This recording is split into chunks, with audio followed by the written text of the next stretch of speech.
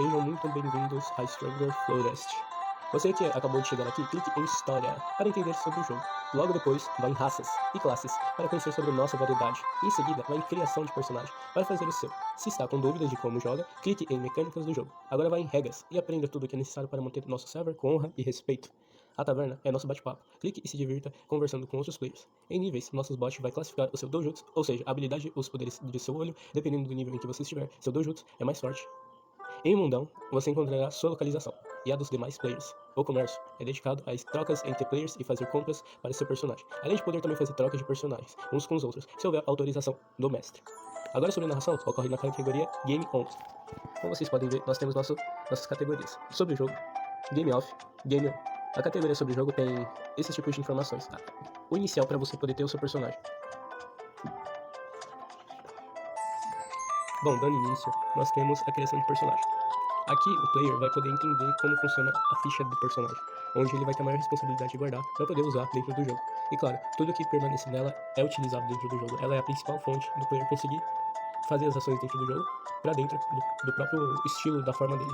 Em primeiro lugar, na criação de qualquer personagem, você vai precisar copiar a ficha e acrescentar os dados de acordo com o seu próprio personagem. As regiões onde não tem nada escrito após os dois pontinhos significa que não devem ser acrescentadas. A raça escolhe apenas uma, e em seguida apague as outras que estão no...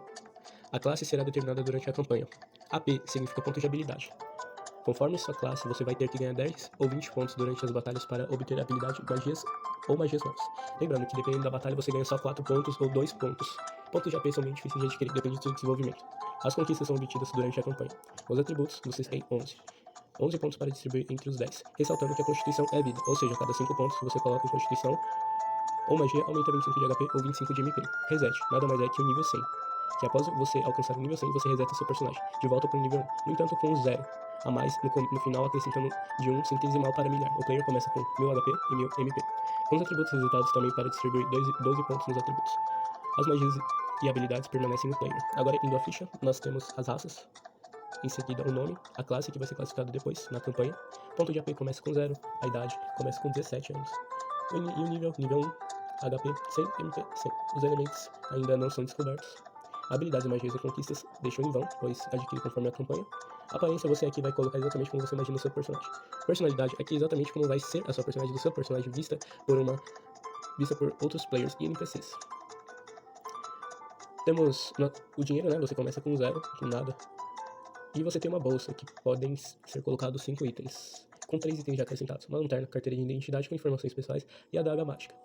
E por fim nós temos os atributos, que é o mais importante. Ataque, que é a sua força física, né? Defesa, é a sua resistência física. Agilidade, a sua velocidade física. Destreza, a sua percepção. Carisma, a sua articulação durante uma ocasião. A sabedoria é a forma em que você pensa diante daquele cenário e que é de uma perspectiva além do local. Intimidação é quando o seu personagem intimida outros personagens ou NPCs, até monstros. Os monstros têm muito disso, então não fiquem assustados, pois ele vai te derrubar, independente da situação. Dependendo do monstro que vocês estiverem lutando, vai ser catastrófico. E temos Constituição, que é a vida. Você aumentando 5 pontos de Constituição, o seu 100 de HP vai para 125. Temos também Magia, né, que aumentando 5 pontos de Magia, o seu MP vai para 125. E por fim, sorte. A sorte, a cada 10 pontos de sorte, você pode utilizar um D20 a mais para aumentar qualquer tipo de atributo. Pode ser intimidação, sabedoria, carisma, destreza, agilidade, defesa e ataque durante a campanha. É muito útil. E então começa com 11 pontos não distribuídos. Ao terminar de criar ou atualizar a ficha, envie no PV do Kami-sama. Kami-sama é a classe de mestre, a classe da pessoa que controla completamente o RPG, que faz com que ele aconteça, que faça a máquina do jogo. Voltando, temos a história, raças e classes. As raças e classes, vocês já viram sobre elas, que nada mais são do que o que você tem, né? Por exemplo, você pode ser, se você quiser, um alquimista, um caçador, arqueiro, um berserker, ladrão, assassino, um mago invocador, um bardo, um monge, um guardião, um elemental, um necromante, um mago do tempo, um ninja, um paladino, um mago branco, um mago negro, um espadachim. Essas são as classes. Já as raças, vocês viram na ficha. Dando prosseguimento à mecânica do jogo. Para jogar é simples, basta você interpretar seu personagem e diante das ações que você usa essa mecânica para jogar os dados. Por exemplo, observa que ninguém está próximo e rouba os itens naquela bolsa de X. Você vai roubar a bolsa de X, mas antes você precisa jogar o D20. Se escrever no D20, vai sair um resultado, e a cada level o seu personagem ganha 3 pontos de atributos para distribuir entre sua ficha de acordo com o que você considera mais importante para o seu personagem entre os atributos. A cada 10 níveis, o seu personagem ganha 50 pontos de HP e 50 pontos de MP. Então, pessoal, exatamente, além da constituição e da magia, você pode ganhar 50 pontos a cada 10 em 10 níveis, tanto quanto de HP quanto de MP. Bom, nós temos os poderes oculares. É a parte mais impressionante do jogo, eu admito. Os poderes oculares, eles são classificados em 5 níveis, e cada nível contém uma habilidade diferente. Como o Sharingan, este olho é a primeira evolução do seu poder ocular. Ele é capaz de drenar mana de seu oponente. Quando você está encostando em alguém e o ativa, ele não pode ficar ativado sempre, senão acaba drenando sua própria mana, causando a própria morte. É isso. Ou seja, se você ativar o Sharingan e permanecer ativado com ele, você morre. Você tem que usar ele no momento estratégico, ativá-lo e desligá-lo. Segundo poder ocular, ele é capaz de manifestar o campo de mana da natureza do player, tendo 3 estágios desse outro. O Sharingan tem o primeiro estágio, que é o campo de mana fraco. O Sharingan tem o segundo estágio, que é o campo de mana médio. O Sharingan tem o terceiro estágio, que é o campo de mana alto. Os estágios são adquiridos em experiência de luta com o Sharingan. Quanto mais você usa ele, mais você evolui o estágio do seu campo de mana. O terceiro olho, Mitsugan, ele desperta uma transformação baseada no animal interior do personagem junto com o próprio olho. Ele atribui energia natural, assim aumentando em mais 20 em todos os atributos enquanto está ativa. Ou seja, ele é tipo, desperta o lado feroz do personagem. Nós temos também o quarto poder ocular, que é o Zengan. Ele é capaz de poder usar o teletransporte em lugares onde o portador já foi antes, além de também poder se transportar na própria dimensão do portador, ou transportar pessoas ou objetos para lá. A dimensão do Zengan, elas geralmente são florestas em que contém charadas para poder sair dela. E a última evolução do poder ocular, Sumagan, este contém um poder avassalador. O portador pode ter a capacidade de mudar a realidade da própria pessoa, como apagar memórias, mudar memórias, criar ilusões. Ele pode também a habilidade de materializar o maior medo do personagem. De acordo com que o olho, de fato, com quem olha para este olho, é sufocado com o enorme poder que ele possui. Seu uso em excesso pode tirar as próprias memórias do portador, criando um vazio. Sei, galera, é bem tenso. E o final das informações para este vídeo, eu irei mostrar para vocês os cargos. Esses são os cargos dos poderes oculares que vocês acabaram de ver. Temos os cargos como Halley e Pyro, que representam sua postura na guerra. Lich é um cargo que não representa sua posição na guerra, representa muito mais do que isso, representa o mal em si. Então tem esses pontinhos de interrogações em cima de Lich, para representar que não é somente a sua postura na guerra. O cargo de Mandaloriano serve para representar um caçador de recompensa que ganha no trabalho sujo de capturas ou assassinatos até mesmo roubos.